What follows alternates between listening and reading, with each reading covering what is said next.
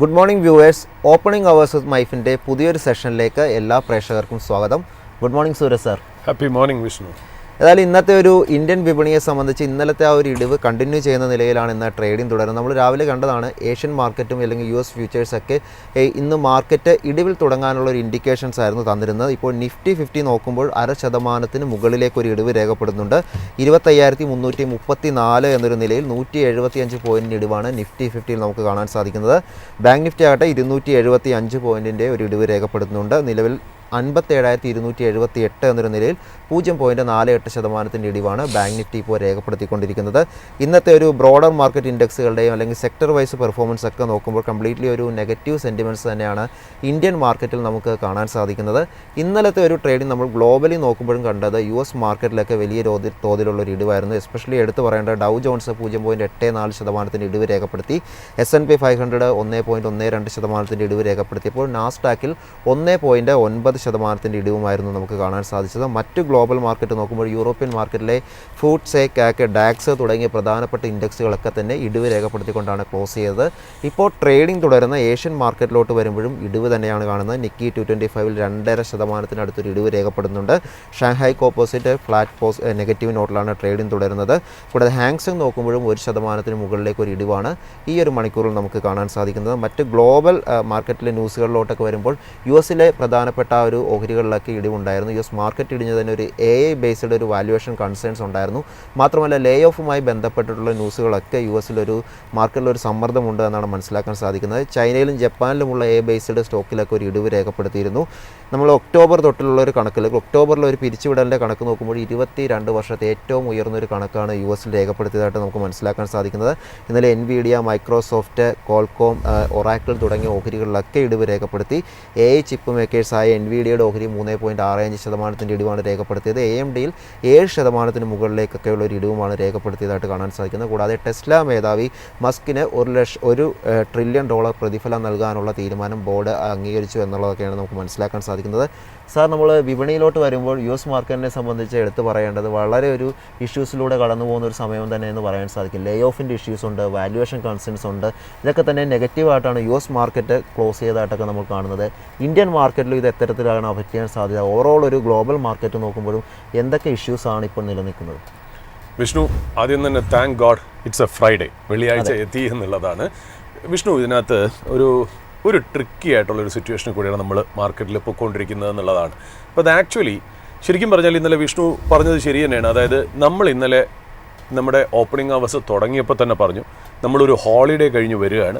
അപ്പോൾ ഇന്നലത്തെ hand over details ആയിരിക്കില്ല US മാർക്കറ്റിൽ ഈ പറയുന്ന പോലെ റിഫ്ലക്റ്റ് ചെയ്യുക എന്നുള്ളത് പറഞ്ഞു. 2 ദിവസത്തെ ഒരു കമ്പൈൻഡ് ആയിട്ടുള്ള ഒരു എഫക്റ്റ് ആയിരിക്കും ഇന്ത്യൻ മാർക്കറ്റിൽ. അതുകൊണ്ട് നമ്മൾ പറഞ്ഞു ഈ രാവിലത്തെ ഒരു പുൾ ബാക്ക്, അതായത് ഒരു റൈസ്, ഒരു ഗെയിൻ കാണുമ്പോൾ അതിനെ അങ്ങ് മുഖവരയ്ക്ക് എടുക്കണ്ട എന്നുള്ളൊരു കോഷൻ നമ്മൾ അങ്ങനെ തന്നെയായിരുന്നു. ഫ്ലാറ്റിൽ ഇത്തിരി ഗ്രീൻ ആയിട്ട് ഓപ്പൺ ചെയ്തിട്ട് അത് സസ്റ്റെയിൻ ചെയ്തില്ല, ഭയങ്കര വീക്കായി പോയി എന്നുള്ള നമ്മളൊരു കുറച്ച് ദിവസങ്ങൾ മുമ്പേ തന്നെ കുറച്ച് 2 ആഴ്ചയായിട്ട് നമ്മൾ ഈ പറയുന്നതിന് ശേഷം നമ്മൾ പറഞ്ഞതിന് ശേഷം, അതായത് നമ്മൾ പറഞ്ഞു നമ്മൾ മാർക്കറ്റിൽ ഒരു ചെറുതായിട്ടൊരു കോഷ്യസ് ആയിട്ടുള്ളൊരു സ്റ്റാൻഡ്, കോഷ്യസ് ഓപ്റ്റിമിസം എന്നുള്ള സ്റ്റാൻഡ് എടുക്കുക. ആ പറഞ്ഞതിന് ശേഷവും നമ്മുടെ ഇന്ത്യൻ മാർക്കറ്റ് നമ്മൾ പറഞ്ഞതിനെതിരായിട്ട് കുറച്ച് ഫ്രണ്ടിലോട്ട് പോയി എന്നുള്ള കാര്യം വാസ്തവം തന്നെയാണ്. എങ്കിലും ഒരു പോയിന്റ് ഓഫ് ടൈമിൽ അത് ടെക്നിക്കലി അല്ല നമ്മൾ പറയുന്നത്, വേറെ പല കാരണങ്ങളും കൊണ്ട് നമുക്ക് വിശ്വാസം വന്ന കുറച്ച് ചേരുവകൾ, കുറച്ച് റെസിപ്പീസ് നമ്മൾ അവതരിപ്പിച്ചു. അതിൻ്റെ പേരിൽ നമ്മൾ പറഞ്ഞു ഒന്നൊരു കോഷ്യസ് ഓപ്റ്റിമിസം എടുക്കണം. ഇപ്പോൾ ആ ഒരു നമ്മൾ പറഞ്ഞതിന് ശേഷം ഒരു 1-1.5 ആഴ്ച മാർക്കറ്റ് ഇച്ചിരി ഭേദപ്പെട്ട റാലി കഴിഞ്ഞതിന് ശേഷം നമ്മൾ അന്ന് പറഞ്ഞ കൺസേണിലേക്ക് മാർക്കറ്റ്, എസ്പെഷ്യലി US മാർക്കറ്റ് എത്തിയിരിക്കുന്നു എന്നുള്ളതാണ് അതിൻ്റെ പ്രത്യേകത എന്ന് പറയുന്നത്. അപ്പോൾ അതിനകത്ത് വേറെ ഒന്നുമില്ല. ഇപ്പോൾ ഇന്നലെ നമ്മൾ US മാർക്കറ്റ് നോക്കുകയാണെങ്കിൽ it was a negative red day for Wall Street അല്ലേ.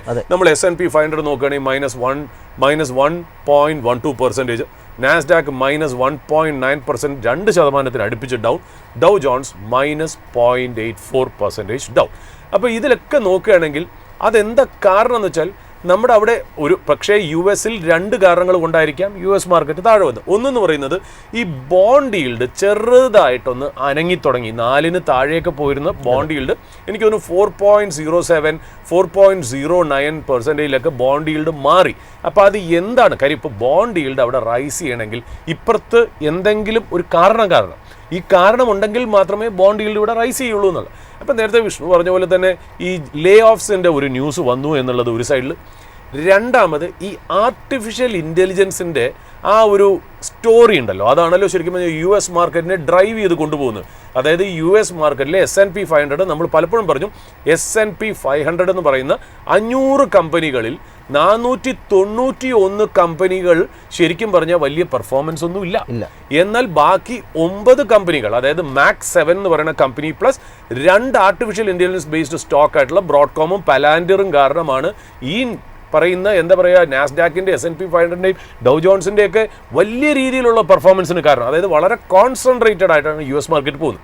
അപ്പോൾ അത്രയും വെൽത്ത് ക്രിയേറ്റ് ചെയ്ത് കയറി നിൽക്കുന്ന ആ ഒരു സെക്ടറിന് എന്തെങ്കിലും നെഗറ്റീവ് വരികയാണെങ്കിൽ തീർച്ചയായിട്ടും അത് മാർക്കറ്റിൽ ഒരു റെപ്പർക്കഷൻ ഉണ്ടാവും എന്നുള്ള കാര്യത്തിൽ സംശയമില്ല.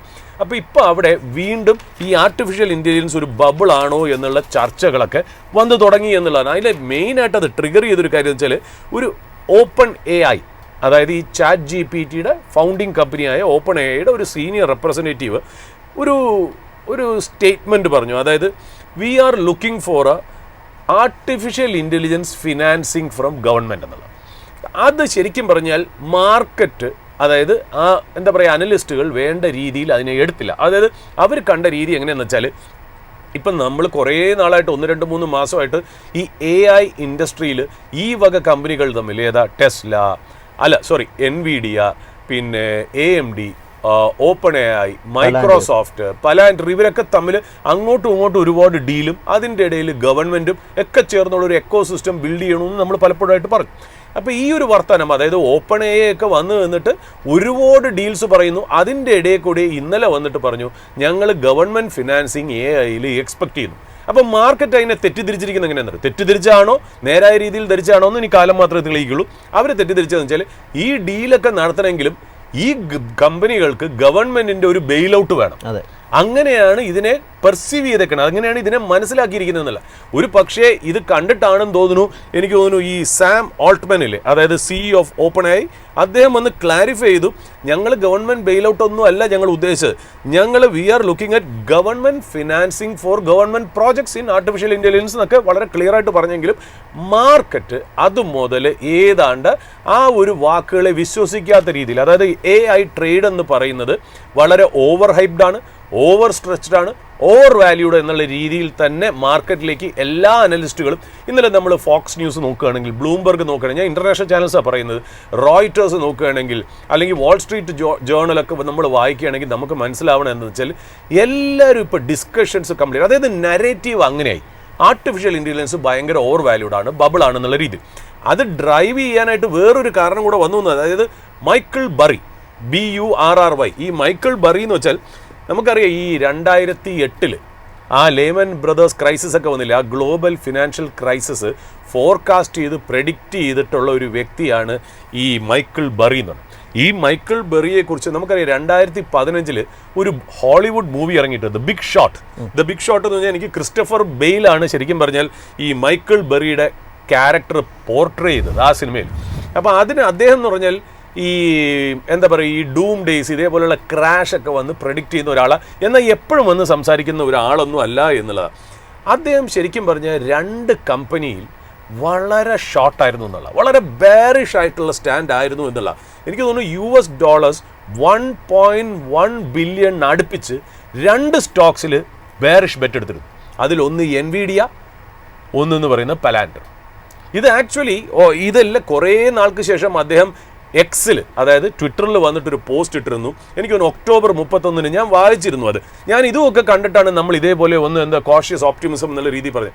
അദ്ദേഹം ഒരു വാക്ക് പറഞ്ഞു വെച്ചാൽ, sometimes we see bubbles, sometimes there is something to do about it, sometimes the only winning move is not to play. ചില സമയത്ത് ഒന്നും ചെയ്യാതിരിക്കുന്നതാണ് പ്രോഫിറ്റബിൾ എന്ന് പറഞ്ഞു. അതുമാത്രമല്ല അദ്ദേഹം $1.1 ബില്യൺ ബെയറിഷ് ബെറ്റ്, ഷോർട്ട് ചെയ്തിട്ടുള്ള ബെറ്റ് NVIDIയയിലും പലാൻഡറിലും വച്ചിരിക്കുന്നു എന്നുള്ള. ഇപ്പോൾ അദ്ദേഹത്തിൻ്റെ Xൻ്റെ ബയോ ആർക്കെങ്കിലും വായിക്കണമെന്നുണ്ടെങ്കിൽ കസാൻഡ്ര അൺചേഞ്ച്ഡ് എന്നുള്ള ഒരു ഹാൻഡിൽ, ആ ഒരു നെയിമിലാണ് അദ്ദേഹം X ഹോസ്റ്റ് ചെയ്യുന്നത്. അതിൽ അദ്ദേഹം ഈ ട്വീറ്റ്, ഒക്ടോബർ 30 ട്വീറ്റ് അദ്ദേഹം പിൻ ചെയ്ത് വെച്ചേക്കാണ്. അദ്ദേഹം 2008 ഗ്ലോബൽ ഫിനാൻഷ്യൽ ക്രൈസിസ് പ്രെഡിക്റ്റ് ചെയ്താൽ അദ്ദേഹം പറയുന്നതൊക്കെ ശരിയാവണം എന്നല്ല, ബട്ട് അദ്ദേഹം പറയുന്നതിന് കാര്യങ്ങളുണ്ട് എന്നുള്ളതാണ് അതിൻ്റെ പ്രത്യേകത എന്ന് പറഞ്ഞത്. അപ്പോൾ ഞാൻ പറഞ്ഞില്ലേ, അപ്പോൾ ഇങ്ങനത്തെ കാര്യങ്ങളാണ് ശരിക്കും പറഞ്ഞാൽ ഇപ്പോൾ US മാർക്കറ്റിനെ നെഗറ്റീവായിട്ട് അഫക്റ്റ് ചെയ്തു. ഇപ്പോൾ US മാർക്കറ്റിനെ അഫക്റ്റ് ചെയ്ത് കഴിഞ്ഞാൽ തീർച്ചയായിട്ടും ഈ പറയുന്നില്ല ഇപ്പോൾ ലേ ഓഫിൻ്റെ ഡേറ്റ ഒരു നെഗറ്റീവ് ഇമ്പാക്റ്റ് ആണ്. പക്ഷേ ഇതിനേക്കാളിലൊക്കെ ഞാൻ സൈഡിൽ കൂടി ശ്രദ്ധിച്ചതും മെയിൻ സ്ട്രീം മീഡിയ ഇൻ്റർനാഷണൽ ആയാലും ലോക്കലായാലും ശ്രദ്ധിക്കാത്ത ഒരു കാര്യം ഞാൻ ശരിക്കും പറഞ്ഞാൽ പ്രേക്ഷകരുടെ മുന്നിൽ നിരത്തുന്നേ ഉള്ളൂ. അതായത് ഈ വളരെ ഇമ്പോർട്ടൻ്റ് ആയിട്ടുള്ള ഒരു കാര്യമാണ്. അതായത് ഈ ചൈനയിൽ നിന്ന് US ട്രേഡ് നടക്കുന്നത് മാരിടൈം ആണല്ലോ, ഷിപ്പിംഗ് വെസൽസ് വഴിയാണ് നടക്കുന്നതെന്നല്ല. അതിൻ്റെ കൗണ്ട് 71 വെസലിൽ നിന്ന് 41 വെസലായിട്ട് കുറഞ്ഞിരിക്കുന്നു.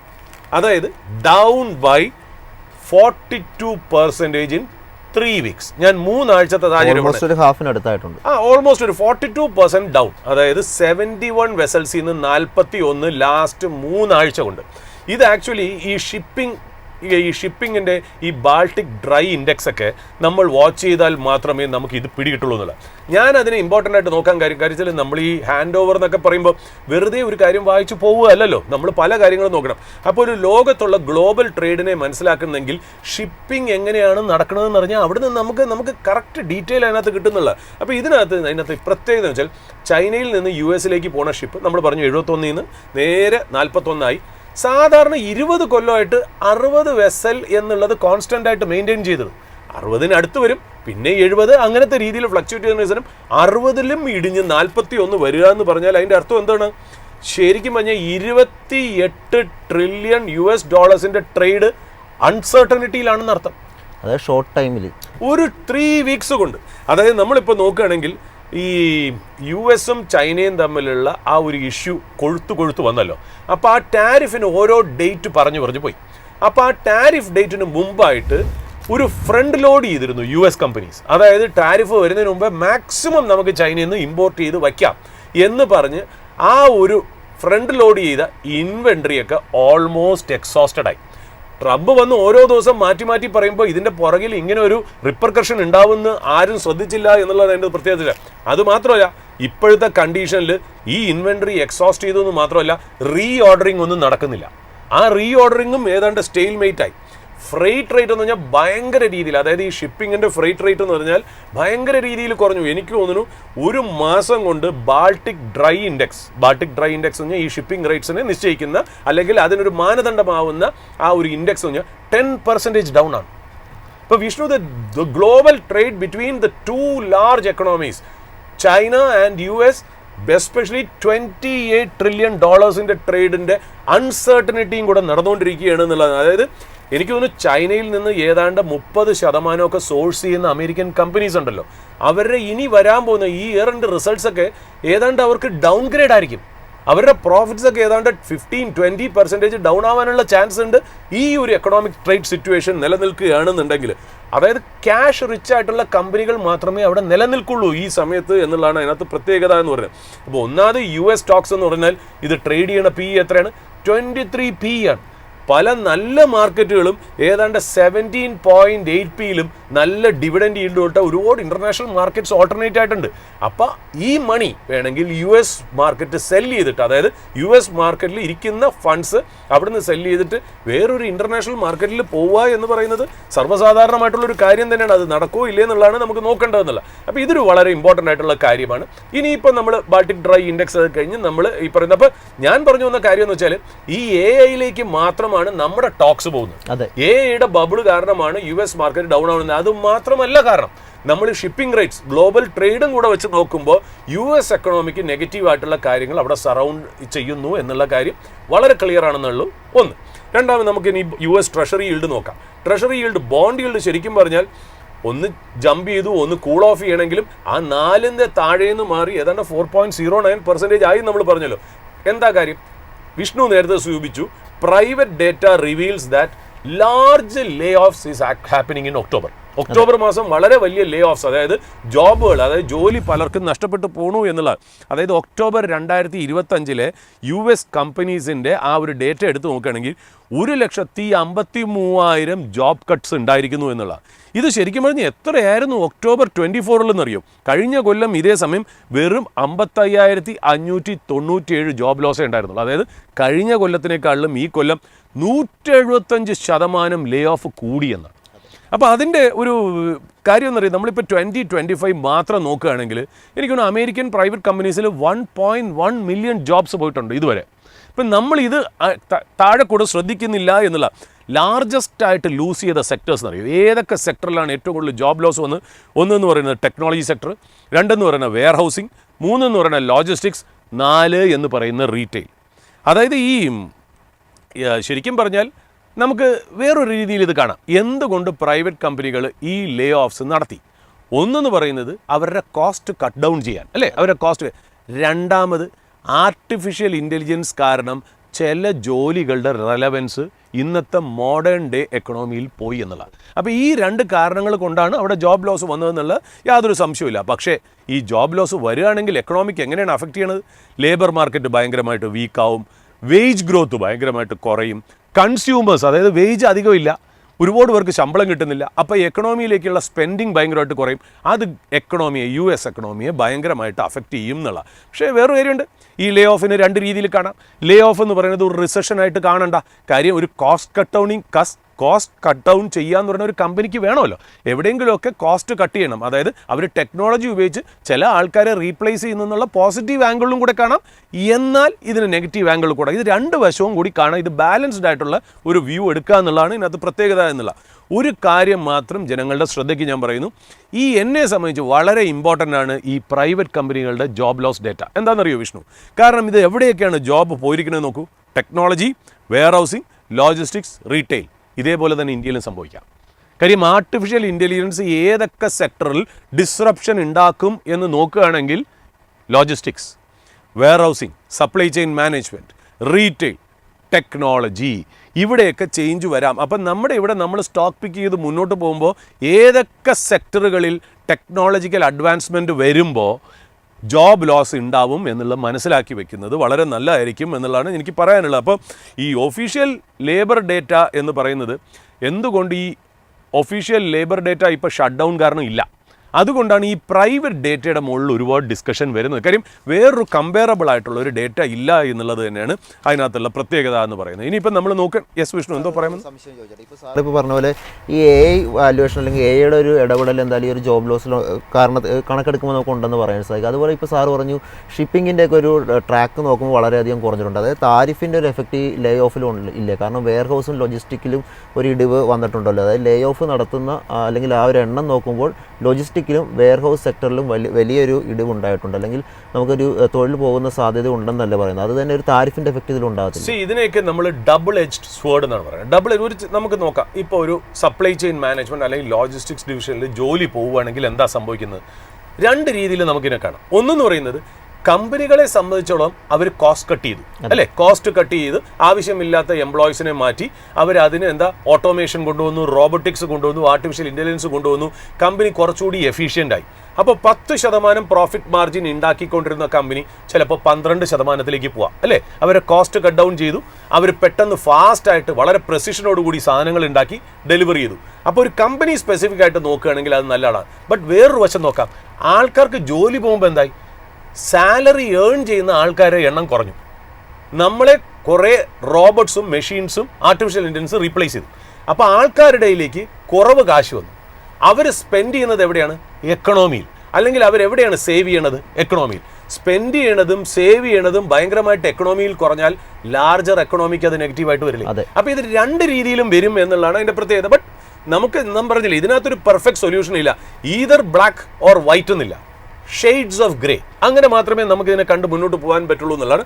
നമ്മളിതാ ഇപ്പോൾ നോക്കുമ്പോൾ ഇപ്പോൾ ട്രംപ് ഇപ്പോൾ പറയണതെന്ന് വെച്ചാൽ ട്രംപിൻ്റെ ഇന്നലെ ഒരു സ്റ്റേറ്റ്മെൻറ്റ് ഉണ്ടായിരുന്നു. അദ്ദേഹം പറഞ്ഞു മോഡി, പ്രൈം മിനിസ്റ്റർ മോഡി ഇപ്പോൾ ലാർജ്ലി റഷ്യൻ ഓയിൽ മേടിച്ചത് ഭയങ്കരമായിട്ട് ഗണ്യമായിട്ട് കുറച്ചിരിക്കുന്നു എന്നുള്ളതാണ്. He is a friend of mine. ഞങ്ങൾ സംസാരിക്കാറുണ്ട്, ഞങ്ങൾ തമ്മിൽ നല്ല ബന്ധമുണ്ട്.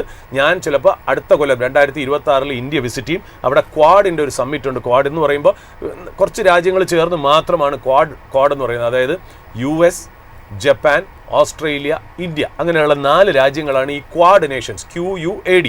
അതെന്താണെന്ന് വെച്ചാൽ നമ്മുടെ ഈ പസഫിക് റീജിയണിലെ മാരിടൈം അതിൻ്റെയൊക്കെ ഉള്ളൊരു കോപ്പറേഷന് വേണ്ടിയിട്ടാണ്, ഒരു മിലിറ്ററി സപ്പോർട്ടിന് വേണ്ടിയിട്ടേ അല്ല. അതായത് മാരിടൈമിന് വേണ്ടിയിട്ട്, അവിടുത്തെ കോസ്റ്റൽ സെക്യൂരിറ്റി, ഇതിനൊക്കെ വേണ്ടിയിട്ടാണ് 4 രാജ്യങ്ങൾ ഒന്നിച്ച് ചേർന്ന് പ്രവർത്തിച്ച് കോപ്പറേറ്റ് ചെയ്യണമെന്നുള്ള. അപ്പോൾ അതിൻ്റെ ഒരു സബ്മിറ്റ് ഇന്ത്യയിലുണ്ട്, അതിലേക്ക് ഞാൻ വരും എന്നൊക്കെ പറയുന്നു. അതായത് ഇതൊക്കെ ഇൻഡിക്കേറ്റ് ചെയ്യുന്നത് മിക്കവാറും മഞ്ഞുരുകി നമ്മളൊരു ട്രേഡ് ടാരിഫിലേക്ക് നമ്മൾ സൈൻ ചെയ്തു. പക്ഷേ അതിനേക്കാളും ലാർജർ ഇഷ്യൂ ആയിട്ട് ഇപ്പം നിൽക്കുന്നത് ഈ US മാർക്കറ്റിൻ്റെ കണ്ടീഷൻ ആണെന്നുള്ളത്. നമ്മളത് വാച്ച് ചെയ്യാതെ നമ്മൾ മുന്നോട്ട് പോരുന്നില്ല. പിന്നെ വിഷ്ണു ഈ പറഞ്ഞ പോലെ ഒരു കാര്യം പറഞ്ഞു, പക്ഷേ ഞാൻ അത് റിലേറ്റ് ചെയ്ത് ഇന്ത്യൻ മാർക്കറ്റായിട്ട് എനിക്ക് നമ്മുടെ വ്യൂവേഴ്സിനോട് സംസാരിക്കുന്നത്, അതായത് ടെസ്ല. അതായത് ഈ ഡെമോക്രസി, ജനാധിപത്യത്തിൻ്റെ വലിയൊരു എക്സാമ്പിളാണ് ഇന്നലെ ടെസ്ലയിൽ നടന്നത്. അതായത് നമുക്കറിയാലോ, ഞാൻ ഇന്നലെ ഒരു റോയിറ്റേഴ്സിൻ്റെ, അതായത് 2 ദിവസം മുമ്പേ റോയിറ്റേഴ്സിൽ ഒരു ന്യൂസ് ആർട്ടിക്കിൾ വന്നു. ഈ റോയിറ്റേഴ്സ് എന്ന് പറഞ്ഞാൽ കനേഡിയൻ ബ്രിട്ടീഷ് ന്യൂസ് ഏജൻസി. ആ റോയിറ്റേഴ്സിൻ്റെ ഞാൻ ആർട്ടിക്കിൾ വായിച്ചപ്പോൾ ആ ആർട്ടിക്കിളിൻ്റെ ഹെഡിങ് എന്താണെന്നറിയോ? ടെസ്ലയുടെ ബോർഡ് ഓഫ് ഡയറക്ടേഴ്സിൻ്റെ Tesla board to shareholders, ടെസ്ലയുടെ ഷെയർ ഹോൾഡറുടെ അടുത്ത് pay CEO Elon Musk or else എന്ന് പറഞ്ഞ് കുത്തുകുത്തു. നിങ്ങൾ ഇലോൺ മസ്കിന് പേ ചെയ്യുക അല്ലെങ്കിൽ എന്ന് പറഞ്ഞൊരു ചോദ്യചിഹ്നത്തിലാണ് ഈ ആർട്ടിക്കിളിൻ്റെ തുടക്കം തന്നെ. അതെന്താണെന്ന് വെച്ചാൽ ടെസ്ലയുടെ ബോർഡ്, അതായത് ഞാൻ പറഞ്ഞല്ലോ അമേരിക്കയിൽ എങ്ങനെയെന്ന് വെച്ചാൽ ഇന്ത്യ പോലെ അല്ല. നമ്മുടെ ഇവിടെയാണ് പ്രൊമോട്ടറിന് 50% കൂടുതൽ ഷെയർ ഹോൾഡിങ്, 60%, 70%, 75%. അതായത് കൂടുതലും ഇന്ത്യയിൽ ഫാമിലി റൺ ബിസിനസ്സസ് ആണ്.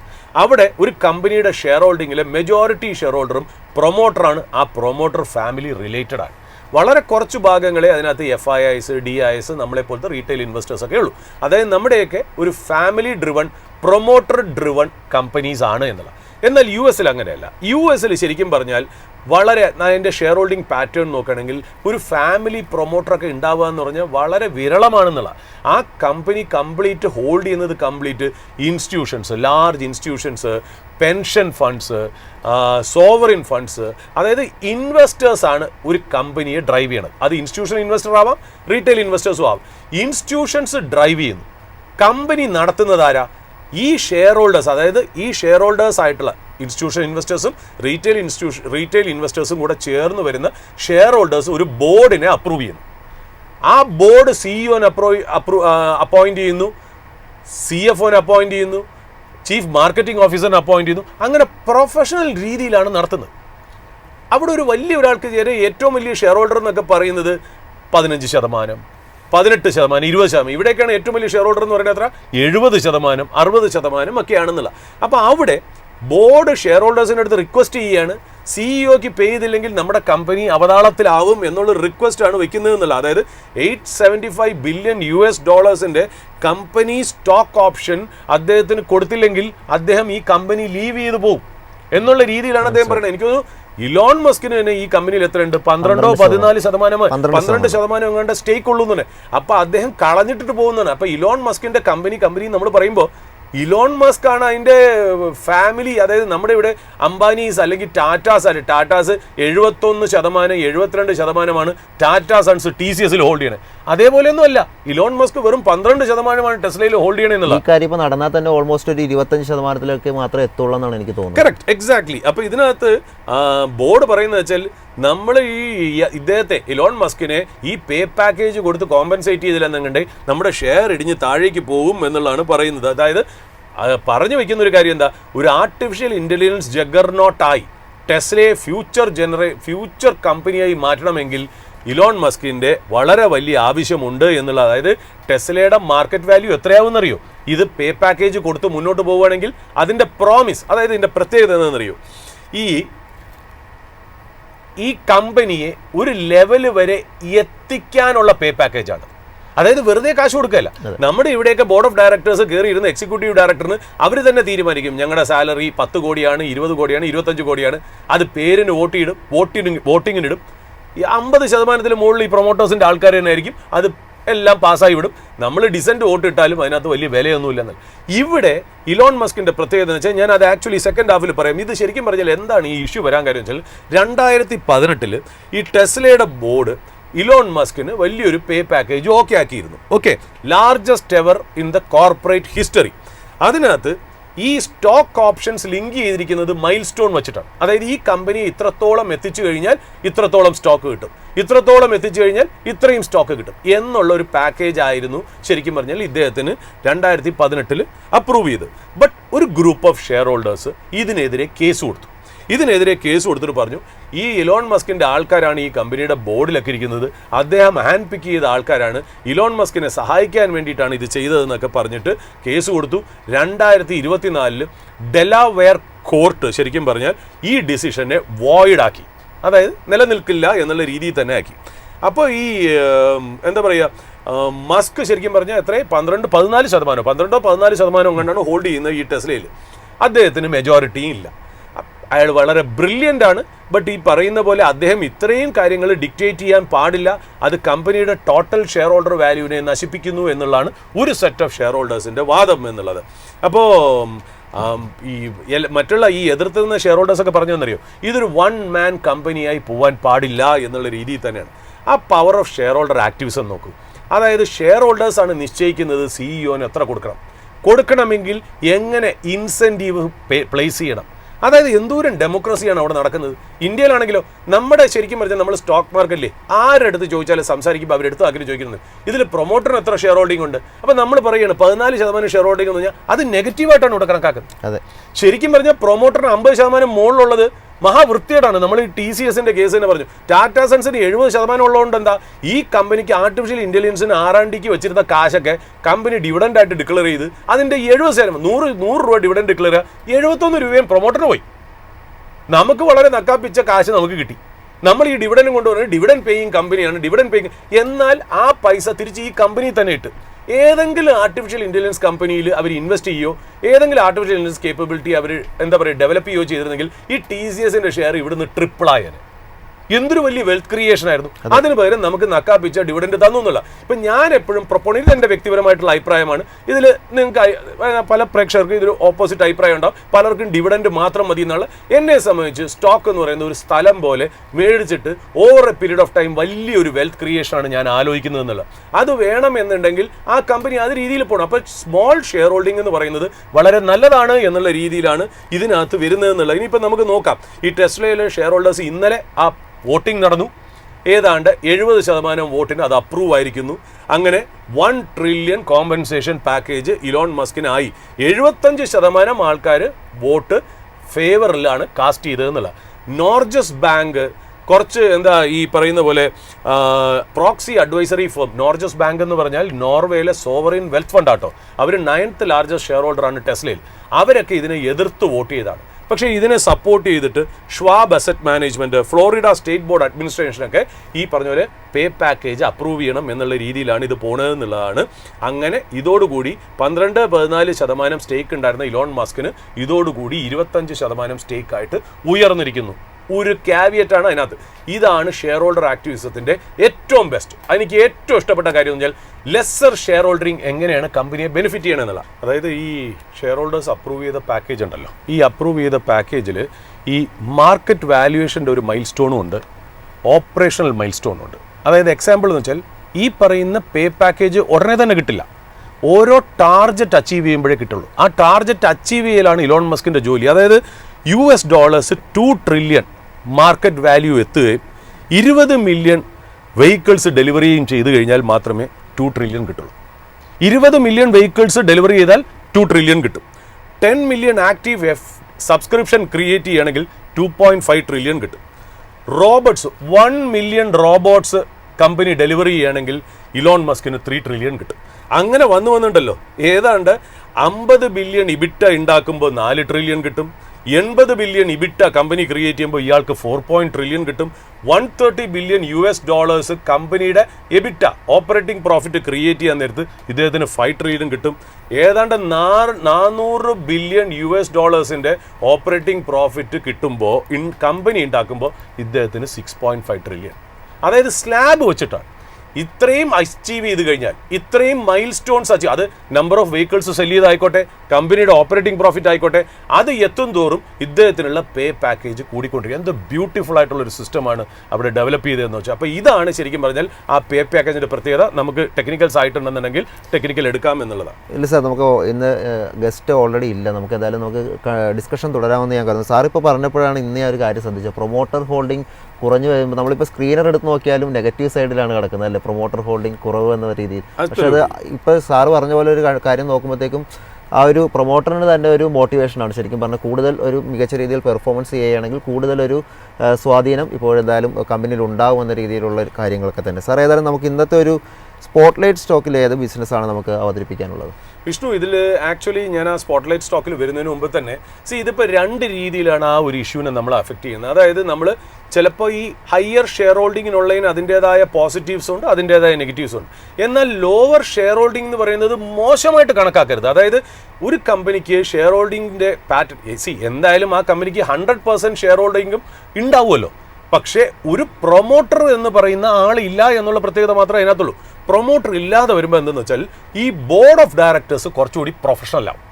അതൊന്ന് ആലോചിച്ച് നോക്കും. നമ്മൾ എല്ലാ ഷെയർ ഹോൾഡേഴ്സും കൂടി കമ്പനിയുടെ AGM ഇരുന്നിട്ട് നമ്മൾ പറയണം ഇന്ന ആളെ നമുക്ക് ബോർഡിലേക്ക് കൊണ്ടുവരണം, ഇന്ന ആൾ. മറ്റേതാണെങ്കിൽ ഈ ബോർഡിലേക്കുള്ള ആൾക്കാരെ ആര് പിക്ക് ചെയ്യുന്നു?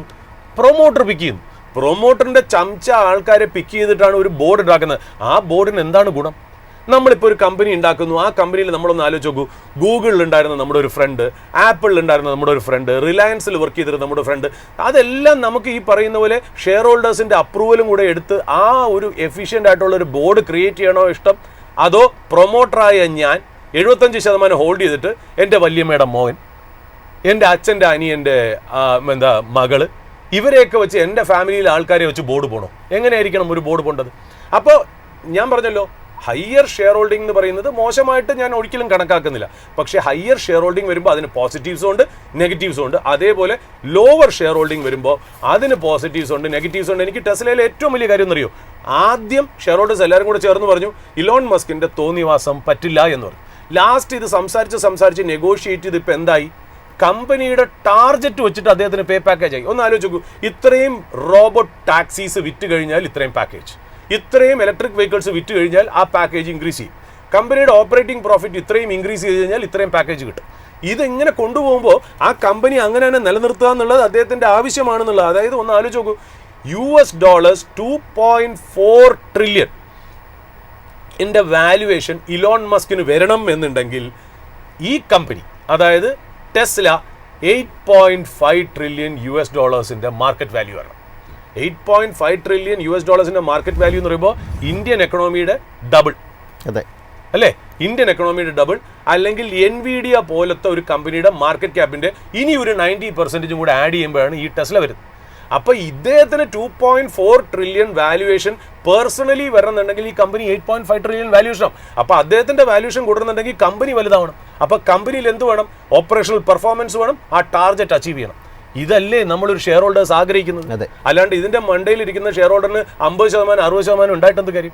അപ്പം ഞാൻ ഈ പറഞ്ഞു വന്നത് രണ്ട് സിനാരിയോനും, അതായത് കൂടുതൽ ഷെയർ ഹോൾഡിങ്ങിനും കുറവ് ഷെയർ ഹോൾഡിങ്, അതിൻ്റെ പ്ലസും മൈനസും ഉണ്ട് എന്നുള്ളതാണ്.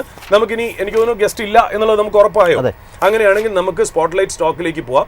ഈ സ്പോട്ട്ലൈറ്റ് സ്റ്റോക്ക് ഇന്ന് ഞാൻ ആക്ച്വലി സെലക്ട് ചെയ്തിരിക്കുന്നത് ബെയ്ജിംഗ് ടു ബാംഗ്ലൂർ എന്ന് പറയുന്ന ഒരു തീമിലാണ് ഞാൻ ഇതിനെ കണ്ടിരിക്കുന്നത്. അതായത് ബെയ്ജിംഗ്, ചൈനയിൽ നിന്നും ഇന്ത്യയിലേക്കുള്ള ഒരു ഷിഫ്റ്റ്. അതായത് ഇന്ന് നമ്മൾ അറൗണ്ട് ദ വേൾഡ് കേൾക്കുന്ന ഒരു കാര്യമാണ് health care and biotechnology. Health care and biotechnology is entering A golden decade. അതായത് നമ്മൾ എപ്പോഴും ഈ ആർട്ടിഫിഷ്യൽ ഇൻ്റലിജൻസ് മാത്രം നമ്മൾ സംസാരിച്ചാൽ പോരല്ലോ. കാര്യം നമ്മൾ ഇപ്പോഴും പറഞ്ഞു ലോജിസ്റ്റിക്സ്, ആർട്ടിഫിഷ്യൽ ഇൻ്റലിജൻസ് കാരണം ടെക്നോളജി സെക്ടറിൽ ജോലി പോയി, അല്ലേ? Warehousing, supply chain management, ലോജിസ്റ്റിക്സിലൊക്കെ ജോലി പോയി. എന്നാൽ എവിടെയാണ് ജോലി കൂടിയത്? ഹെൽത്ത് കെയറിലാണ് ജോലി കൂടിയത്. ആ ഹെൽത്ത് കെയർ ജോലി കൂടിയെങ്കിൽ നമ്മൾ ഈ ആർട്ടിഫിഷ്യൽ ഇൻ്റലിജൻസ് മാത്രം സംസാരിച്ചിട്ട് കാര്യമില്ല. ചില സ്ഥലങ്ങളിൽ അതിൻ്റേതായ ഇമ്പോർട്ടൻസ് കൂടുന്നു, ആൾക്കാരുടെ, അതായത് പ്രൊഫഷണൽസിൻ്റെ ആവശ്യം കൂടുന്നു. അങ്ങനെയുള്ളൊരു ഇൻഡസ്ട്രിയാണ് ഹെൽത്ത് കെയർ. അതായത് health care and biotechnology is entering A golden decade എന്നുള്ള. അതിനുള്ള കാരണം എന്താ? ഏജിങ് പോപ്പുലേഷൻ ഭയങ്കരമായിട്ട് ഏജ് ചെയ്തുകൊണ്ടിരിക്കുന്നു, അതായത് പ്രായം കൂടിക്കൊണ്ടിരിക്കുന്നു. ക്രോണിക് ഡിസീസസ് ഒരുപാട് സിസ്റ്റത്തിലേക്ക് വരുന്നു. പിന്നെ ബയോളജിക്കൽ ഡ്രഗ്സിൽ ഇന്നോവേഷൻസ് ഒരുപാട് വരുന്നു. ഈ biological drugs like insulin, antibodies, cell therapies, ഇതൊക്കെയാണ് ഈ ബയോളജിക്കൽ ഡ്രഗ്സ് എന്ന് പറയുന്നത്. ഈ ബയോളജിക്കൽ ഡ്രഗ്സ് എന്ന് ശരിക്കും പറഞ്ഞാൽ ഒരു എക്സ്പ്ലനേഷൻ പ്രേക്ഷകർക്ക് അറിയണമെങ്കിൽ ഞാൻ പറയാം. അതായത് the medicine that comes from living organisms. Living ഓർഗാനിസംസിൽ നിന്നും ഉണ്ടാക്കുന്ന മെഡിസിനെയാണ് നമ്മൾ ഈ ബയോളജിക്കൽ ഡ്രഗ് എന്ന് പറയുന്നത്. അതായത് പ്രോട്ടീൻസിൽ നിന്നോ സെല്ലിൽ നിന്നോ നമ്മുടെയൊക്കെ സെല്ലിൽ നിന്നോ അല്ലെങ്കിൽ ബ്ലഡ് പ്രോഡക്റ്റിൽ നിന്നോ നമ്മൾ ഒരു മെഡിസിൻ ഉണ്ടാക്കുന്നു. അതിനെയാണ് ബയോളജിക്കൽ ഡ്രഗ് എന്ന് പറയുന്നത്.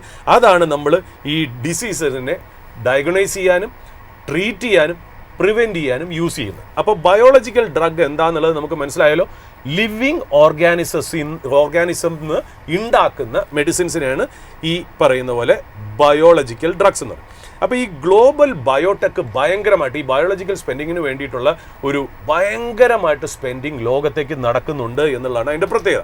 ഇപ്പം നമുക്ക് നോക്കുകയാണെങ്കിൽ ഒരു എസ്റ്റിമേറ്റ് പറയുന്നത് വെച്ചാൽ ഏതാണ്ട് ഈ ബയോടെക്കിന് വേണ്ടിയിട്ട്, അതായത് ഈ ബയോടെക് സ്പെൻഡിങ് എന്ന് പറയുന്നത് ഏതാണ്ട് 2 ട്രില്യൺ വരെ 2030 ആ ഒരു ഇൻവെസ്റ്റ്മെൻറ്റ് അതിലേക്ക് വരും. 2030 2 ട്രില്യൻ്റെ ഇൻവെസ്റ്റ്മെൻറ്റ് അതിലേക്ക് വരും. നമ്മൾ ആർട്ടിഫിഷ്യൽ ഇൻ്റലിജൻസിൻ്റെ ഇൻവെസ്റ്റ്മെൻറ്റ്സ് മാത്രമാണ് നമ്മൾ ഇതുവരെ പറഞ്ഞത്. ഗ്ലോബൽ ബയോടെക് ഇൻഡസ്ട്രിയിൽ വരുന്ന ആ ഒരു ഇൻവെസ്റ്റ്മെൻറ്റ് നോക്കൂ, 2 trillion. It is also big. അപ്പോൾ അവിടെ ഒരു വലിയൊരു ഓപ്പർച്യൂണിറ്റി എന്നുള്ളത്. പിന്നെ ഈ ബയോടെക്നോളജിയിൽ എല്ലാ കൺട്രീസും ഒരുപോലെയൊന്നുമല്ല. ഇതിൻ്റെ ടോപ്പ് ആയിട്ടുള്ള കൺട്രീസ് എന്ന് പറഞ്ഞാൽ യുണൈറ്റഡ് സ്റ്റേറ്റ്സ്, രണ്ടാമത്തത് യൂറോപ്പ്. ഇവർ രണ്ടുപേരുമാണ് ഈ ബയോടെക്നോളജിയുടെ കാര്യത്തിൽ ഭയങ്കരമായിട്ട് നിൽക്കുന്നത്. എന്നാൽ ഇതിനകത്ത് ചൈന അടുത്ത കാലത്ത് ഒരുപാട് പോളിസി ചെയ്തിട്ട് ഭയങ്കര രീതിയിൽ അവരുടെ ആ ഇൻഡസ്ട്രി പോളിസീസ് കാരണം അവരുടെ ഈ ഒരു ഇൻഡസ്ട്രി എന്ന് പറയുന്നത് ഭയങ്കരമായിട്ട് അത് ചേഞ്ച് ചെയ്തു എന്നുള്ള. അതായത് ഞാൻ ആക്ച്വലി ഈ ഒരു തീം അവതരിപ്പിക്കാൻ കാര്യം വെച്ചാൽ November 2, 2025, അതായത് ഒരു 3-4 ദിവസം മുമ്പേ ഫിനാൻഷ്യൽ ടൈംസ് എന്ന് പറഞ്ഞാൽ ഈ ബ്രിട്ടീഷ് ബേസ്ഡ് ആയിട്ടുള്ള ഒരു ന്യൂസ് ഏജൻസി, ബ്രിട്ടീഷ് പബ്ലിക്കേഷനാണ് ഫിനാൻഷ്യൽ ടൈംസ്. അതിൻ്റെ ലണ്ടനിലാണ് അതിൻ്റെ ഹെഡ് ക്വാർട്ടേഴ്സ്. അതിനകത്ത് നല്ല ഒരു ആർട്ടിക്കിളും, ആ ആർട്ടിക്കിളിൻ്റെ ടൈറ്റിൽ ഇതായിരുന്നു: reforms turbo charge China's biotech boom. അതായത് ഈ ചൈനയിൽ ഈ US-ഉം യൂറോപ്പും ആയിരുന്നല്ലോ ഭയങ്കരമായിട്ട് ഇതിൽ അഡ്വാൻസ് ചെയ്ത്. അപ്പോൾ ചൈനയിലെ ഗവൺമെൻറ് എന്തെല്ലാം 2017 മുതൽ 2024 വരെ ആ ഇൻഡസ്ട്രിക്ക് വേണ്ടി എന്തൊക്കെ ഇൻസെൻറ്റീവ് കൊടുത്തു എന്നുള്ള. അപ്പോൾ അതിനകത്ത് എഴുതിയിരിക്കുന്ന കാര്യം വെച്ചാൽ ഈ ഡ്രഗിൻ്റെ അപ്രൂവൽ ടൈം ഭയങ്കരമായിട്ട് റിലാക്സ് ചെയ്തു. അതായത് 6 കൊല്ലം കൊണ്ടൊക്കെ അപ്രൂവ് ചെയ്തിരുന്ന ഒരു കാലഘട്ടം ഉണ്ടായിരുന്നു. അതിൽ നിന്ന് അത് കുറച്ച് 1 കൊല്ലത്തിനുള്ളിൽ അത് ആക്കി എന്നുള്ളത് വളരെ ഇമ്പോർട്ടൻ്റ് ആയിട്ടുള്ള കാര്യം. അതുമാത്രമല്ല ഡൊമസ്റ്റിക് ബയോടെക് ഇൻഡസ്ട്രി, ചൈനയിലെ ഡൊമസ്റ്റിക് ബയോടെക് ഇൻഡസ്ട്രിയിൽ ഫോറിൻ ഇൻവെസ്റ്റേഴ്സിനെ ക്ഷണിച്ചു തുടങ്ങി, അവർക്ക് ഇൻവെസ്റ്റ് ചെയ്യാം എന്നുള്ള രീതിയിലാക്കി. പിന്നെ ആ നടത്തുന്ന റിസർച്ച് ആൻഡ് ഡെവലപ്മെൻറ്റ് നടത്തുന്ന കമ്പനി ഉണ്ടല്ലോ ബയോടെക് ഏരിയയിൽ, അവർക്ക് ഇൻസെൻറ്റീവ്സ് കൊടുത്തു തുടങ്ങി. പിന്നെ ക്ലിനിക്കൽ ട്രയൽസ് ഒക്കെ ഭയങ്കരമായിട്ട് ഫാസ്റ്റ് ട്രാക്ക് ആക്കി. ഡൊമസ്റ്റിക് ഇന്നോവേഷൻ, അതായത് ഈ ജനറിക്സിലൊന്നും കിടന്ന് പാടുപെടാതെ ഡൊമസ്റ്റിക് ആയിട്ട് ബയോടെക്നോളജിയിൽ ഒക്കെ ഒരു ബയോളജിക്കൽ ഡ്രഗ്സിലൊക്കെ ഇന്നോവേഷൻ വരട്ടെ എന്നുള്ളത് ഭയങ്കരമായിട്ട് എൻകറേജ് ചെയ്ത് അങ്ങനെ ചൈനീസ് ഈ ബയോളജിക്കൽ ഡ്രഗ്സിൽ അല്ലെങ്കിൽ ബയോടെക് ഇൻഡസ്ട്രിയിൽ, ബയോടെക്നോളജി ഇൻഡസ്ട്രിയിൽ ഭയങ്കരമായിട്ട് റിഫോംസ് കൊണ്ടുവന്നു. എന്ത് സംഭവിച്ചു? 2017 മുതൽ ഇപ്പോൾ 2025 നോക്കുകയാണെങ്കിൽ എന്തോരം IPOs ആണ് ഈ ബയോടെക്നോളജി ഏരിയയിൽ അവർക്ക് വന്നതെന്നറിയോ? ചൈനയിൽ ഒരുപാട് പൈസ വന്നു. ഒരുപാട് ലോക്കൽ കമ്പനീസ് അവരുടേതായിട്ടുള്ള ബയോളജിക്കൽ ഡ്രഗ് ഉണ്ടാക്കി. വെസ്റ്റേൺ രാജ്യങ്ങളെ, അമേരിക്കയും യൂറോപ്പിനെയും കോപ്പി ചെയ്യാതെ തന്നെ സ്വന്തമായിട്ട് അവരുണ്ടാക്കി. അതുമാത്രമല്ല ഗ്ലോബൽ ഫാർമ കമ്പനീസൊക്കെ ചൈനീസ് കമ്പനിയിൽ നിന്ന് ഡ്രഗ് മേടിക്കാനുള്ള ലൈസൻസ് ഒക്കെ ഉണ്ടാക്കി തുടങ്ങി എന്നുള്ള. അതായത് ചൈനയുടെ ഇമ്പോർട്ടൻസ് ഗ്ലോബൽ വാല്യൂ ചെയിനിൽ ഈ ബയോടെക്നോളജിയിൽ ഭയങ്കരമായിട്ട് ഇൻക്രീസ് ചെയ്തു. അതിന് ചൈന ഒരുപാട് റിഫോംസ് കൊണ്ടുവന്നു എന്നുള്ള. ചൈനയിൽ ഇപ്പോൾ ഗ്ലോബൽ ബയോടെക് പവർ ഹൗസ് ആയിട്ടുള്ള 2-3 കമ്പനികളുണ്ട്. അതൊക്കെ വേൾഡ് ഫേമസ് കമ്പനിയാണ്, നമ്മളധികം കേട്ട് കാണൂല. ബെയ്ജിങ് അല്ല, ബെയ്ജീൻ, BEIGENE എന്ന് പറയുന്നത് ഒരു ചൈനീസ് ഫേമസ് ബയോടെക്നോളജി കമ്പനിയാണ്. ഇന്നോവെന്റ് എന്ന് പറയുന്നത് അനദർ കമ്പനിയാണ്. അപ്പോൾ ഇവരൊക്കെ വന്ന് ശരിക്കും പറഞ്ഞാൽ ഇവരൊക്കെ ഏതാണ്ട് US യൂറോപ്യൻ കമ്പനിയെ ഹെഡ് ഓൺ കോമ്പറ്റീഷൻ എടുക്കുന്ന രീതിയിലേക്ക് ചൈനീസ് കമ്പനികൾ വളർന്നു എന്നുള്ളതാണ്. അപ്പം ചൈനയുടെ ബയോടെക് ഇൻഡസ്ട്രിയിൽ നടക്കുന്ന ഡീലുകൾ കണ്ടാൽ ഈ ആർട്ടിഫിഷ്യൽ ഇൻ്റലിജൻസ് US-ൽ നടക്കും പോലെയാണ്. നമ്മൾ അത് മാത്രമേ ഡിസ്കസ് ചെയ്യുന്നുള്ളൂ, നമ്മളിത് ഡിസ്കസ് ചെയ്യുന്നില്ല എന്നാണ് അതിൻ്റെ പ്രത്യേകത. അപ്പോൾ ഞാനൊന്ന് ആലോചിച്ചത്, ഈ ആർട്ടിക്കിൾ വായിച്ചപ്പോൾ ഞാനൊന്ന് ആലോചിച്ചു, ഇന്ത്യക്ക് എന്തുകൊണ്ടായിക്കൂടാ? നമ്മൾ ജനറിക്സിൽ വളരെ ടോപ്പാണ്. ഗ്ലോബലിൽ തന്നെ വലിയൊരു പവർ ഹൗസാണ് ജനറിക് സപ്ലൈ. സാധാരണ മെഡിസിൻ സപ്ലൈ ചെയ്ത് വലിയ ഡ്രഗ് മേക്കറിന് കൊടുക്കുന്നത്. എന്തുകൊണ്ട് ഇന്ത്യൻ ഗവൺമെൻറ് സഹായിക്കുകയാണെങ്കിൽ നമുക്ക് അങ്ങനെ ഒരു കമ്പനി വന്നൂടാ എന്നുള്ള. അപ്പോൾ ഒന്നാമത്തെ കാര്യം, ലോകം എന്താണ്? ചൈന പ്ലസ് സ്ട്രാറ്റജി അവർ നോക്കുകയാണ്. അതുമാത്രമല്ല അവരുടെ ഗ്ലോബൽ വാല്യൂ ചെയിനിൽ നിന്ന് ചൈന അല്ലാതെ എങ്ങനെ ഒരു ഓൾട്ടർനേറ്റ് ആയിട്ട്, നമുക്കറിയാം ആപ്പിളൊക്കെ ഇപ്പോൾ ഇന്ത്യയിൽ അസംബിൾ ചെയ്ത് തുടങ്ങി, മാനുഫാക്ചർ ചെയ്ത് തുടങ്ങി എന്നൊക്കെ നമ്മൾ ന്യൂസ് കേൾക്കുന്നുണ്ട്. അപ്പോൾ ഇത് എങ്ങനെ ഗുണപ്രദമാക്കാം എന്ന് ലോകം നോക്കുമ്പോൾ നമുക്കിതെങ്ങനെ ഒരു ഇന്ത്യൻ ഫാർമ കമ്പനിക്ക് ഇത് ബെനിഫിറ്റ് ചെയ്യുന്നതാണ്. അതായത് India can become the next biotech manufacturing hub. അതിനകത്ത് യാതൊരു സംശയമില്ല. നമ്മളിപ്പോൾ നോക്കുകയാണെങ്കിൽ ഇന്ത്യക്ക് തന്നെ എനിക്ക് തോന്നുന്നു ഇന്ത്യയിൽ ഫാർമ ഇൻഡസ്ട്രി എന്ന് പറഞ്ഞാൽ $50 ബില്യൺ ഇൻഡസ്ട്രി ആണെന്നുള്ള. നമ്മൾ ജനറിക്സിൻ്റെ ലോകത്തിലെ വലിയൊരു സപ്ലയറാണ്. നമുക്ക് നല്ല കെമിസ്ട്രി ടാലൻ്റ് ഉണ്ട്. അതായത് ഈ ഫോർമുലേഷൻസും ഇതൊക്കെ ഉണ്ടാക്കാനുള്ള കെമിസ്ട്രി ടാലൻ്റ് ഉണ്ട്. എന്താ പറയുക, പക്ഷേ അതൊക്കെ ഉണ്ടെങ്കിൽ തന്നെ ഈ ബയോളജിക്സിൻ്റെ ഇന്നോവേഷൻ്റെ കാര്യത്തിൽ നമ്മൾ വളരെ വീക്കായിരുന്നു എന്നുള്ളതാണ് അതിൻ്റെ പ്രത്യേകത എന്നുള്ളത്. ഗവൺമെൻറ് ഒരുപാട് സപ്പോർട്ടുണ്ട്. Make in India, PLI scheme, pharma സെക്ടറിലേക്കൊക്കെ വന്നപ്പോൾ അങ്ങനെ ഒരു ഓപ്പർച്യൂണിറ്റി അവിടെ ഗവൺമെൻറ് കണ്ടിട്ട് ഗവൺമെൻറ് അവിടെ റിഫോംസ് കൊണ്ടുവന്ന് തുടങ്ങി എന്നുള്ളത് നല്ല കാര്യം തന്നെയാണ്. നമുക്കെന്തുകൊണ്ട് ഒരു ബെയ്ജീൻ പോലത്തെ ഒരു കമ്പനി നമുക്ക് ഇന്ത്യയിൽ നിന്ന് ഉണ്ടാക്കാൻ പറ്റുന്നില്ല എന്നുള്ളത്, അല്ലെങ്കിൽ ഉണ്ടാക്കാൻ പറ്റുമോ എന്നുള്ളതായിരുന്നു നമ്മുടെ ഒരു റിസർച്ച് ഡെസ്കിൻ്റെ അന്വേഷണം. അങ്ങനെ നമ്മൾ നോക്കിയപ്പോൾ ഇത് ഇത്രയും മാറ്റി വെച്ചിട്ട് നമുക്കൊരു സാധാരണ ഒരു റിയൽ ലൈഫ് ഇൻസിഡൻറ്റ് നോക്കാം. നമുക്കൊരു Tier 2 സിറ്റിയിലൊക്കെ, അതായത് മെയിൻ സിറ്റി അല്ലാത്ത സിറ്റികളിലൊക്കെ നമ്മൾ സാധാരണ അവിടെയുള്ള ഒരു ഫാമിലിയിലെ ഒരു ഫാമിലി മെമ്പറിന് Type 2 ഡയബറ്റിസ് ഉണ്ടായിന്ന് വിചാരിക്കാം. ഈ Type 2 ഡയബറ്റിസ് ഉണ്ടാക്കണമെങ്കിൽ എന്താണ് നമ്മൾ ചെയ്യണേ? നമ്മൾ ഇൻസുലിൻ ഉപയോഗിക്കും അല്ലേ? പെന്ന് വെച്ചിട്ട് ഇൻസുലിൻ ഉപയോഗിക്കും. അതായത് ഈ ഇൻ്റർനാഷണൽ കമ്പനികളിൽ നിന്ന് നമ്മളൊരു ഇൻസുലിൻ പെൻ ഇമ്പോർട്ട് ചെയ്തിട്ട് അത് ശരിക്കും പറഞ്ഞാൽ അതിൻ്റെ വില എത്രയാണ് വരുന്നതെന്നറിയോ? 900 to 1200 rupees പെർ വയൽ. 900 to 1000 rupees പെർ വയൽ. വയൽ എന്ന് പറയുന്നത് നമ്മൾ കണ്ടിട്ടില്ലേ, ചെറിയ പ്ലാസ്റ്റിക് അല്ലെങ്കിൽ ഗ്ലാസ് ബോട്ടിലുകൾ. അതിനകത്ത് നമ്മൾ ഈ മെഡിക്കേഷൻസും നല്ല മെഡിക്കൽ പൗഡേഴ്സും ഒക്കെ സൂക്ഷിക്കാനായിട്ട്, അതായത് മോയ്സ്ചറും ബാക്കിയുള്ള ഹ്യൂമിഡിറ്റി ഒന്നും അടിക്കാതെ നമ്മൾ സൂക്ഷിക്കാൻ വെക്കുന്ന, അതായത് ചിലപ്പോൾ ഉപയോഗിച്ച് കഴിഞ്ഞാൽ നമ്മൾ അത് പൊട്ടിച്ച് കളയേണ്ടി വരും. പൊട്ടിച്ചല്ലാതെ നമുക്ക് യൂസ് ചെയ്യാൻ പറ്റില്ല. അതിനെയാണ് നമ്മളൊരു വയൽ എന്ന് പറയുന്ന ഒരു കണക്ക് പറയുന്നത്. ഏതാണ്ട് 900 to 1200 rupees ആണ് അതിൻ്റെ വില വരുന്നതെന്നാണ്. ബട്ട് അത്രയും വില കൂടിയ സാധനം, ഇത് വളരെ കോസ്റ്റ്ലി ആയിട്ടുള്ളൊരു കാര്യമാണ്. സാധാരണക്കാരന് അഫോർഡ് ചെയ്യാൻ ഒരു Tier 2 Tier 3 സിറ്റീസിലോ പറ്റില്ല. ഒരു ഇന്ത്യൻ കമ്പനി വന്നിട്ട് അവിടെ ഇന്ത്യൻ കമ്പനി ഒരു ഇൻസുലിൻ മാനുഫാക്ചർ ചെയ്തു. അതിനെ പറയുന്നത് റീകോമ്പിനൻ്റ് ഇൻസുലിൻ ആണ്. റീകോമ്പിനൻ്റ് ഇൻസുലിൻ എന്ന് പറഞ്ഞാൽ അതിൻ്റെ അർത്ഥം എന്ന് പറയുന്നത് സിന്തറ്റിക് ആയിട്ടുള്ള ഇൻസുലിൻ തന്നെയാണ്. ബട്ട് അത് ഡെവലപ്പ് ചെയ്തിരിക്കുന്നത് എന്താണെന്നറിയോ?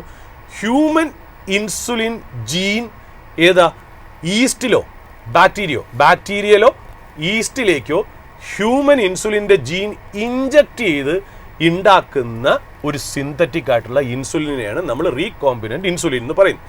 അത് ശരിക്കും പറഞ്ഞാൽ നമ്മൾ ഈ മറ്റുള്ള ഇൻ്റർനാഷണൽ കമ്പനിയെക്കാളും 1/3 കോസ്റ്റിൽ അതൊരു Indian company, listed company develop ചെയ്തു എന്നുള്ളതാണ്. ആ കമ്പനിയാണ് നമ്മൾ ഇന്നത്തെ സ്പോട്ട്ലൈറ്റ് ബിസിനസ്.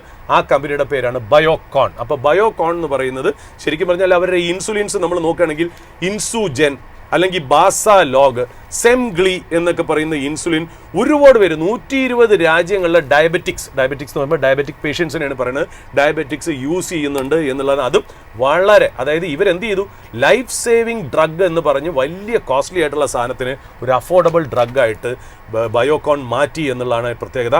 അതുമാത്രമല്ല, ഈ ബയോകോണിൻ്റെ ഈ അമേരിക്കൻ US FDA ഉണ്ടല്ലോ, ഫുഡ് ആൻഡ് ഡ്രഗ് അഡ്മിനിസ്ട്രേഷൻ, അതിനെ നമ്മൾ FDA ആണെന്ന് പറയില്ലേ. അതായത് ബയോകോണിൻ്റെ ഒരു ബയോസിമിലർ ഉണ്ട്, ട്രാസ്റ്റുസുമാബ്.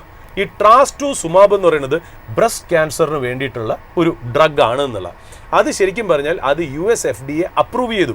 അതായത് ഒരു ഇന്ത്യൻ ബയോടെക് ഫേമിൻ്റെ ഒരു ഡ്രഗ് അപ്രൂവ് ചെയ്യണം, FDA അപ്രൂവ് ചെയ്യണത് ആദ്യമായിട്ടാണെന്നുള്ള പ്രത്യേകത. അത് വന്നോടുകൂടിയുണ്ടോ ഈ റോഷെ എന്നൊക്കെ പറയുന്ന ഗ്ലോബൽ പ്ലെയർ ഉണ്ട്, അവരുടെയൊക്കെ ഹെർസെപ്റ്റിൻ എന്ന് പറയുന്ന ആ ഒരു ഡ്രഗായിട്ട് ഡയറക്റ്റ്ലി കോമ്പാക്ട് ചെയ്യാൻ ബയോകോണിന് പറ്റി എന്നുള്ളതാണ് ഇങ്ങനത്തെയൊക്കെ ആ ഒരു എന്താ പറയുക ഡെവലപ്മെൻ്റ് കൊണ്ട് R&D ഒക്കെ കൊണ്ട് സംഭവിച്ചതെന്നുള്ള. അതായത് ബയോകോണിൻ്റെ ഈ ബയോസിമിലർ ഈ റോഷയുടെയൊക്കെ പ്രോഡക്റ്റിനേക്കാളും 40 to 50% പ്രൈസ് ഡിസ്കൗണ്ടിലാണ് കിട്ടുന്നത്. അത്രയ്ക്ക് കോസ്റ്റ് കുറവാണെന്നുള്ള.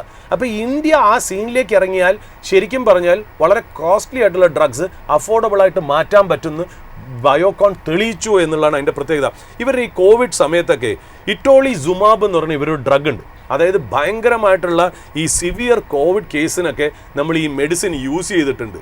ശരിക്കും പറഞ്ഞാൽ റീപർപ്പസ് ചെയ്ത് യൂസ് ചെയ്തു എന്നാണ് പറയുന്നത്. കോവിഡ് സമയത്ത് റീപർപ്പസ് ചെയ്ത് വേറൊരു കാര്യത്തിന് വേണ്ടിയിട്ടാണ് ഇറ്റോളിസുമാബ് ഉണ്ടാക്കിയിരിക്കുന്നത്. ബട്ട് വളരെ സിവിയർ ആയിട്ടുള്ള കോവിഡ് കേസിന് നമ്മൾ അത് ശരിക്കും പറഞ്ഞാൽ കോവിഡിൻ്റെ കാര്യത്തിനും കൂടെ നമ്മൾ അത് യൂസ് ചെയ്തു എന്നുള്ള. അപ്പോൾ ഗ്ലോബൽ സപ്ലൈ ചെയിനൊക്കെ കോവിഡിൻ്റെ സമയത്ത് കൊളാപ്സ് ചെയ്തപ്പോൾ ഇവരിതിങ്ങനെ മാനുഫാക്ചർ ചെയ്ത് എക്സ്പോർട്ട് ചെയ്ത് ഒരുപാട് ബയോളജിക്കൽ തെറാപ്പീസ് ഒക്കെ ശരിക്കും പറഞ്ഞാൽ ഇവർ ബാംഗ്ലൂരിൽ നിന്നും മലേഷ്യയിൽ നിന്ന് ഉണ്ടാക്കി മാർക്കറ്റിലേക്ക് വിട്ട് ബയോകോൺ നല്ല രീതിയിൽ വന്നു എന്ന് പറയും. ഇപ്പോൾ ഇവർ ശരിക്കും പറഞ്ഞാൽ ഇവരുടെ ബയോകോൺ ലാബ്സ് നോക്കുകയാണെങ്കിൽ ഒരു മാനുഫാക്ചറിങ് പ്ലാന്റ് മാത്രമല്ല, ഒരു എൻജിനീയറിംഗ് ലൈഫ് മോളിക്യൂൾസ് ഉണ്ടാക്കുന്ന ഒരു കമ്പനിയായി ഇവർ മാറി എന്നുള്ളതാണ്. അപ്പോൾ ഒരു പേഷ്യൻറ്റിനെ സംബന്ധിച്ച് ഈ ബയോകോണിൻ്റെയൊക്കെ ഇൻസുലിൻ യൂസ് ചെയ്യുമ്പോൾ അവർ ബെനിഫിറ്റ് ചെയ്യണത് ഒരു കെമിക്കൽ പില്ലിൽ നിന്നല്ല, ഒരു ലിവിങ് ആയിട്ടുള്ള ഒരു മെഡിസിനാണ്. അതായത് ഒരു ലൈഫുള്ള ഒരു മെഡിസിനിൽ നിന്നാണ്, ഒരു കെമിക്കൽ അല്ല അവർ ഇഞ്ചക്ട് ചെയ്യുന്നത് എന്നുള്ള പ്രത്യേകത കൂടെ ഒരു പേഷ്യൻറ്റിന് കിട്ടുന്നു എന്നുള്ളൂ. അതാണ് ബയോടെക്, അതാണ് ഈ ബയോകോണിൻ്റെ സ്പെഷ്യാലിറ്റി. ഏതാണ്ട് 2500 സയൻറ്റിസ്റ്റ് ഇവരുടെ ബാംഗ്ലൂർ ആയിട്ടുള്ള ക്യാമ്പസിലുണ്ട്. ഹൺഡ്രഡ്സ് ഓഫ് പേറ്റൻസ് ഉണ്ട്. അഡ്വാൻസ്ഡ് ആയിട്ടുള്ള ബയോളജിക്കൽ ലാബ്സും ഉണ്ട്. അവരിപ്പോൾ അടുത്ത വയാട്രിസ് എന്ന് പറഞ്ഞ ഒരു ബയോസിമിലർ ബിസിനസ്സിനെ അവർ ഏറ്റെടുത്തു. അത് കാരണം ഇവർക്ക് US-ലും യൂറോപ്പിലും ഒരു ഡയറക്റ്റ് സെയിൽസ് എക്സ്പോഷർ കിട്ടുന്നു എന്നുള്ളതാണ്. അപ്പോൾ നമുക്ക് മനസ്സിലായില്ലേ, ഇങ്ങനെയൊക്കെ ചെയ്തു കഴിഞ്ഞാൽ ഒരു ഇന്ത്യൻ കമ്പനിക്ക് എങ്ങനെ ഗ്ലോബൽ IP അല്ലെങ്കിൽ ഗ്ലോബൽ ഇൻ്റലക്ച്വൽ പ്രോപ്പർട്ടി നേടാം, ഗ്ലോബലായിട്ടുള്ളൊരു ഡിസ്ട്രിബ്യൂഷനും ഇന്നോവേഷനും നേടാം എന്നുള്ളത്. അതായത് ഇന്ത്യയിൽ ഇരുന്നുകൊണ്ട് തന്നെ ഇതൊക്കെ ചെയ്യാൻ പറ്റുമെന്ന് ബയോകോൺ തെളിയിച്ചു എന്നേ ഉള്ളൂ. Now Biocon has become India's largest most integrated biological and biosimilar company എന്നുള്ള. ഇതിൻ്റെ മാർക്കറ്റ് ക്യാപ്പ് എന്ന് പറയുന്നത് 385 മാർക്കറ്റ് ക്യാപ്പ് എന്ന് പറയുന്നത് 51,473 കോടിയാണ് ഇതിൻ്റെ മാർക്കറ്റ് ക്യാപ്പ്. ഇതിൻ്റെ കറൻറ്റ് മാർക്കറ്റ് പ്രൈസ് എന്ന് പറഞ്ഞാൽ 385 രൂപയാണെന്നുള്ള. ഇതിൻ്റെ FY25 റവന്യൂ നോക്കുകയാണെങ്കിൽ 16,470 കോടി. നെറ്റ് പ്രോഫിറ്റ് എന്ന് പറഞ്ഞാൽ 1013 കോടി. ഇവർക്ക് ഡെപ്റ്റ് ഉണ്ട്, 9,500 crore ഡെപ്റ്റ് ഉണ്ട്. Cash and cash ഇക്വലൻസ് 1275 കോടിയാണെന്നുള്ള. ഇതിൻ്റെ കമ്പനിയുടെ PE എന്ന് പറയുന്നത് 142 PE ആണ്. ഓഫ് കോഴ്സ് ഇതിൻ്റെ PE വലുതായിരിക്കും അല്ലെങ്കിൽ വളരെ കോസ്റ്റ്ലി ആയിരിക്കും എന്നുള്ള കാര്യത്തിൽ സംശയമില്ല. കാര്യം ബയോളജിക്സിൽ വളരെ ഇമ്പോർട്ടൻറ്റ് പ്ലെയർ ആണ് ബയോകോൺ എന്നുള്ള കാരണത്താൽ തന്നെ മാർക്കറ്റ് ഇതിന് ഒരു ഹയർ ആയിട്ടുള്ളൊരു കോസ്റ്റ്ലി, അതായത് ചില സമയത്ത് നമ്മൾ ഹയർ PE-നെ മാർക്കറ്റ് പറയണമെന്ന് അറിയോ, ഗുഡ് തിങ്സ് നെവർ കം ചീപ്പ്. ഒരു എന്താ പറയുക, ഒരു കമ്പനിക്ക് നല്ലൊരു വില കൊടുക്കണമെങ്കിൽ അതിനകത്ത് എന്തൊക്കെയോ നല്ല കാര്യങ്ങൾ ഉണ്ട് എന്നുള്ള അങ്ങനെയാണ് നമുക്കിതിനെ മനസ്സിലാവുന്നത്. ഈ ബയോകോൺ എന്ന് പറയുന്നത് എപ്പോഴും ഹയർ PE-ൽ തന്നെയാണ് ട്രേഡ് ചെയ്തിരിക്കുന്നത്. വലിയ ചീപ്പ് ലെവലിലൊന്നും അത് വന്നിട്ടില്ല എന്ന് പറഞ്ഞ് ഇതൊരു സ്റ്റോക്ക് റെക്കമെൻഡേഷനോ ഒരു അഡ്വൈസോ സോളിസിറ്റേഷനോ ആയിട്ട് നമ്മൾ കരുതരുത്. നമ്മൾ പറഞ്ഞത് ഇപ്പോൾ എല്ലായിടത്തും നമ്മൾ എവിടെ നോക്കിയാലും ഇന്ത്യയിലാണെങ്കിലും US-ലാണെങ്കിലും ഗ്ലോബലി നമ്മുടെ ഡിസ്കഷൻസ് കംപ്ലീറ്റ് ആർട്ടിഫിഷ്യൽ ഇൻ്റലിജൻസിൻ്റെ കാര്യത്തിലാണ്. ആർട്ടിഫിഷ്യൽ ഇൻ്റലിജൻസ് വന്നാൽ എന്ത് സംഭവിക്കും, അത് കാരണം ഏതൊക്കെ കമ്പനി മൾട്ടി ബാഗറാവും, ഏതൊക്കെയാണ് AI സ്റ്റോക്സ് എന്നൊക്കെ പറയുമ്പോഴും നമ്മൾ മനസ്സിലാക്കുന്നത് ആർട്ടിഫിഷ്യൽ ഇൻ്റലിജൻസ് കാരണം എക്കണോമിക്ക് ചെറുതായിട്ടൊരു നെഗറ്റീവ് ഉണ്ട്, പലർക്കും ജോബ് ലോസ് സംഭവിക്കുന്നു. എന്നാൽ ഇപ്പുറത്തെ സൈഡിൽ ജോബ് ലോസ് ഇല്ലാത്തതും ലേ ഓഫ് ഇല്ലാത്തതുമാണ് ഈ പറയുന്ന പോലെ ഹെൽത്ത് കെയർ ഇൻഡസ്ട്രി അല്ലെങ്കിൽ ബയോടെക്നോളജി ഇൻഡസ്ട്രി. ഈ ബയോടെക്നോളജി ഇൻഡസ്ട്രിയിൽ ഈ ആർട്ടിഫിഷ്യൽ ഇൻ്റലിജൻസ് പോലെ തന്നെ ലോകത്ത് ഒരുപാട് ക്യാപിറ്റൽ ഫോർമേഷൻ നടക്കുന്നു, ഒരുപാട് കമ്പനികൾ വരുന്നു, IPO വരുന്നു. കഷ്ടകാലത്തിന് നമ്മൾ ഇന്ത്യയിൽ നിന്ന് ഇത് മനസ്സിലാക്കുന്നില്ല. കാര്യം ഇന്ത്യയിൽ നിന്ന് വളരെ വലിയ കമ്പനികളൊന്നുമില്ല. അതുപോലെ നമ്മുടെ ഡിസ്കഷൻ ഒന്നും ആ ലെവലിൽ മാധ്യമങ്ങൾ കൊണ്ടുപോകുന്നില്ല. ആർട്ടിഫിഷ്യൽ ഇൻ്റലിജൻസും എന്തൊക്കെ സിമ്പോസിയവും എന്തൊക്കെ ഈവൻസും കൺക്ലേവും ഒക്കെ വയ്ക്കുകയാണെങ്കിൽ എല്ലാ ആർട്ടിഫിഷ്യൽ ഇൻ്റലിജൻസിൻ്റെ പുറകെയാണ് ഇക്കാലത്ത് എന്നുള്ള. ഇപ്പോൾ ബയോടെക്നോളജി എന്തെങ്കിലും ഉണ്ടെങ്കിൽ തന്നെ നമ്മളത് ശ്രദ്ധിക്കാറില്ല. ആ ബയോടെക്നോളജി വേൾഡിൽ വലിയൊരു ഇൻഡസ്ട്രി ആയിട്ട് മാറും. 2 ട്രില്യൺ 3 ട്രില്യൺ ഇൻവെസ്റ്റ്മെൻറ്റ്സ് 2030 വരിക എന്ന് പറഞ്ഞാൽ അത് ഭയങ്കരമാണ്. പിന്നെ ഇന്ത്യയിൽ നമ്മൾ നോക്കുകയാണെങ്കിൽ ഇന്ത്യക്ക് എല്ലാ ചേരുവകളും ഉണ്ട്. ഇവിടുന്ന് ഒരു വലിയ കമ്പനി ഉണ്ടാക്കി നമുക്ക് മുന്നോട്ട് പോകാൻ അതിൽ ബയോകോൺ എന്ന് പറയുന്ന കമ്പനി വലിയ അഡ്വാൻസ്മെൻറ്റ് എടുത്തിരിക്കുന്നു എന്നുള്ളതാണ് നമുക്ക് പ്രേക്ഷകരിലേക്ക് അറിയിക്കേണ്ട കാര്യം. ഇതൊരു സോളിസിറ്റേഷനോ അഡ്വൈസറിയോ അല്ലെങ്കിൽ ഈ പറയുന്ന പോലെ റെക്കമെൻഡേഷനോ അല്ല. നിങ്ങൾ നിങ്ങളുടെ ഇൻവെസ്റ്റ്മെൻറ്റ്സ് ഒരു സെബി രജിസ്റ്റർഡ് ഇൻവെസ്റ്റ്മെൻറ്റ് അഡ്വൈസറിൻ്റെ നിരീക്ഷണത്തിലും ശിക്ഷണത്തിലും മാത്രം ചെയ്ത് മുന്നോട്ട് പോവുക. അടുത്ത മണിക്കൂർ നമ്മുടെ റിസർച്ച് ടീം ജോയിൻ ചെയ്യുന്നതായിരിക്കും. Stay tuned.